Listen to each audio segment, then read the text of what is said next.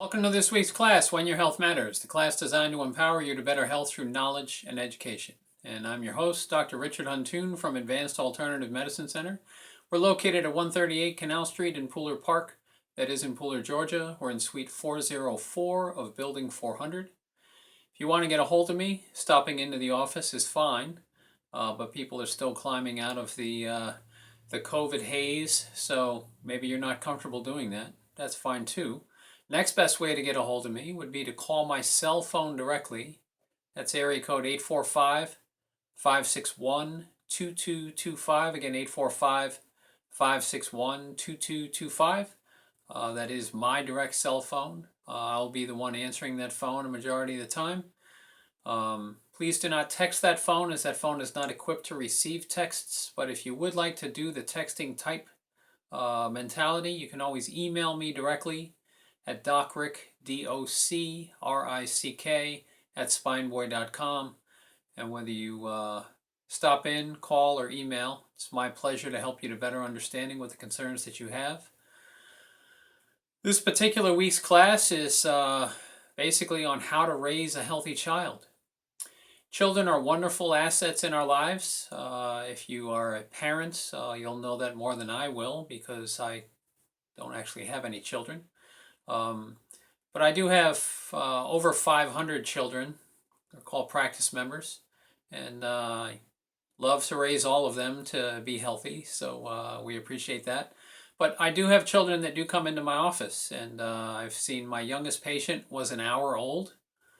Got to go into the hospital and adjust the baby right after the baby was born, after the doctor's delivery crew did what they needed to do. Once the kid was cleared, I got to evaluate the child and adjust the child right out of the chute, so to speak, and make sure that their alignment was appropriate.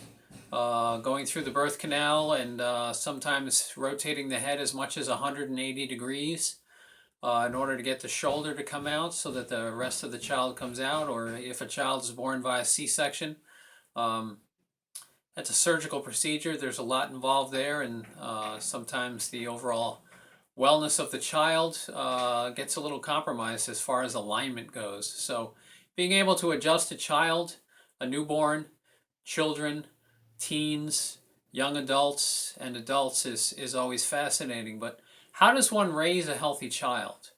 Well, a lot of it isn't very much different from how to raise a healthy adult. Okay, you want to feed the child high quality food. You want to make sure the child has high quality water, not filtered water, not purified water, but either artesian well water, spring water, or mineral water. What else? We said eat real food. We want them to exercise. We want them to, depending upon how old they are, we want them to be physically active. Whether they're laying in a bassinet, kicking their feet and flailing their arms, the physical activity is important. When they finally learn how to cruise and eventually learn how to walk, eventually learn how to run, you want to make sure you do the cross-crawling pattern to help continue to evolve and develop their brain, so that the brain regulates the child's health in a normal fashion. Kids have a tendency to fall down, but if they're focused, they get right back up and keep going. If they do fall and a parent hovers around them and asks them if they're okay, the child's going to disconnect from what they were doing, and they're probably going to start to cry. Sometimes if you just leave a child alone after they fall, they'll just get up and go about their business because they're not getting any kind of fanfare associated with the fall itself. But kids do fall. Kids fall as much as 150 times a day when they're learning how to walk. They're not falling very far, but they are falling onto their butt. If they're wearing a diaper, good, there's some padding in there. If they're not, less padding. Challenge is that you're going to translate that force straight up their spine, and they're going to become spinally challenged and get misalignments and develop various health issues. Compounded with the health issue that may have happened when the child gets their head rotated 180 degrees upon the birthing process. If that alignment isn't properly established afterwards, they may develop ear infections. They may develop upper respiratory infections, and that's not fun for a new parent. Certainly not fun for the kid. So what can they do about that? They can, believe it or not, go see a chiropractor. Uh, Chiropractors help to maintain proper spinal alignment, which decreases any interference between the brain and the body, allowing the body to better express itself. Um, so that would be important. If you are a parent to a child, it would be important to get them under chiropractic care if you truly want them to be healthier. I had two sets of parents in my office that basically gave birth at roughly the same time. One breastfed, one bottle fed. The breastfed one developed a healthy immune system. The bottle fed one developed allergies and obesity issues. And it was difficult to inform the parent that, basically formula is going to make your kid more of a sugarholic and develop immune suppression and develop various health issues as a result of that. So feeding the baby breast milk, ideally for 12 to 18 months, even though it isn't considered acceptable in our society anymore. That's the best thing. The best thing you could do for your child is to breastfeed them. And that's going to require you as the mother to actually have a good, healthy, clean diet herself. But our kids are natural explorers. They're curious. They get into things, and during the course of that, they could sometimes develop injuries or what have you. So having somebody that can help to manage their physical as they're going through the developmental. I was on Facebook the other day and saw a child that was put in a bouncy seat with the hips externally rotated. The kid was bouncing up and down.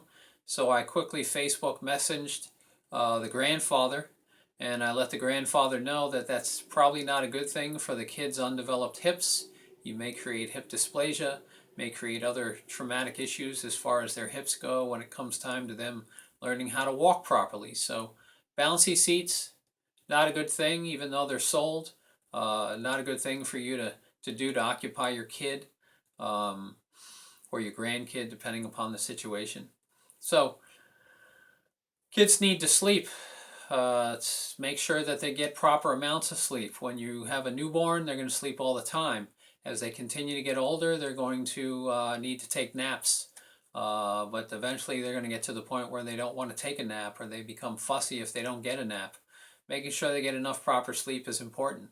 So we talked about high quality food, we talked about exercise, we talked about drinking the right type of water.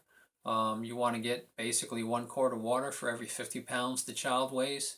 So if the kid's under 50 pounds, try to get them, at least a pint of water for the first 25 pounds. And anything over 25 pounds, you want to go with another pint of water, making it a quart. And you want to progress from there. But they need to eat high quality food, real food, non-sugar laden food. They need to make sure they're drinking the requisite amount of water for basically how much they weigh, which I just went over. You want to make sure they get proper sleep. You want to make sure that they get proper exercise. Exercise for a kid could be just about anything. Any kind of running around. And it's important for them to do that on a regular basis.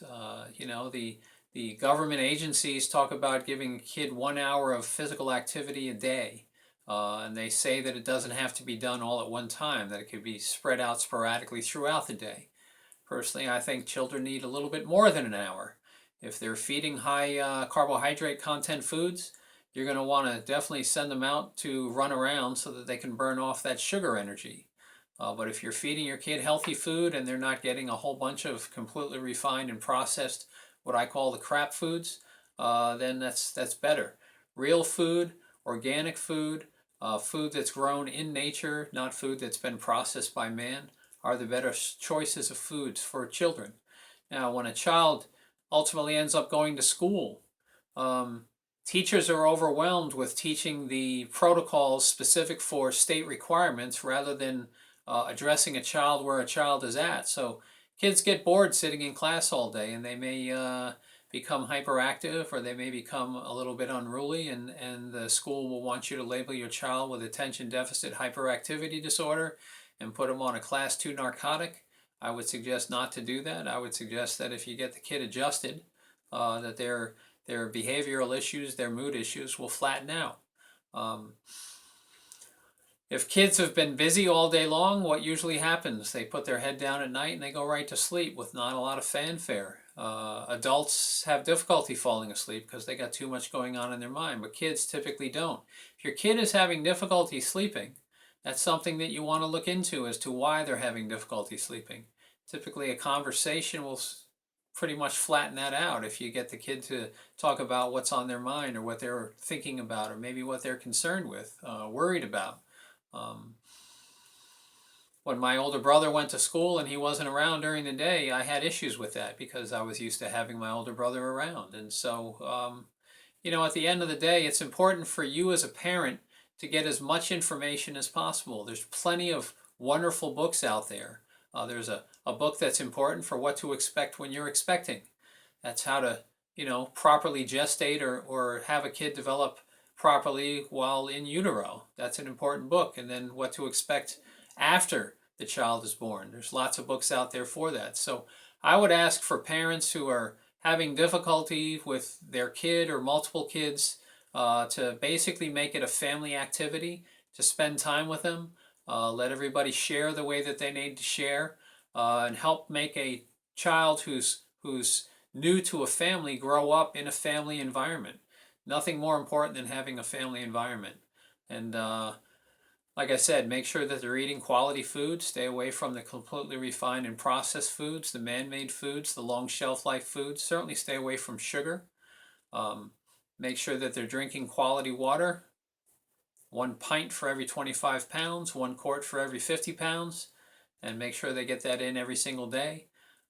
Make sure that they have plenty of exercise and running around. It doesn't have to be organized sports, but make sure that they have quality exercise and are physically active. The more physically active a child is, the more that they tend to learn, because the balance between the exercise and brain stimulation go hand in hand.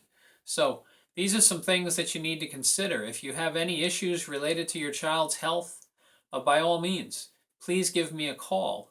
My best phone number is area code 845-561-2225. Again, 845-561-2225. Happy to talk to you. If you want to email, you can email me at docrick@spineboy.com, DOCRICK@spineboy.com. Go to spineboy.com. It's a wonderful wealth of information. It's a 540-page website on different health conditions and things you can do to learn how to take control of your health. It's got a whole section on kids, as a matter of fact. So I would suggest that you do that. It's really it for this week's class. I do appreciate you tremendously for tuning in. Please tune back in next week, same health time, same health station. This is Dr. Richard Huntoon from Advanced Alternative Medicine Center saying, I look forward to supporting you and your kids in a healthy manner. Thanks.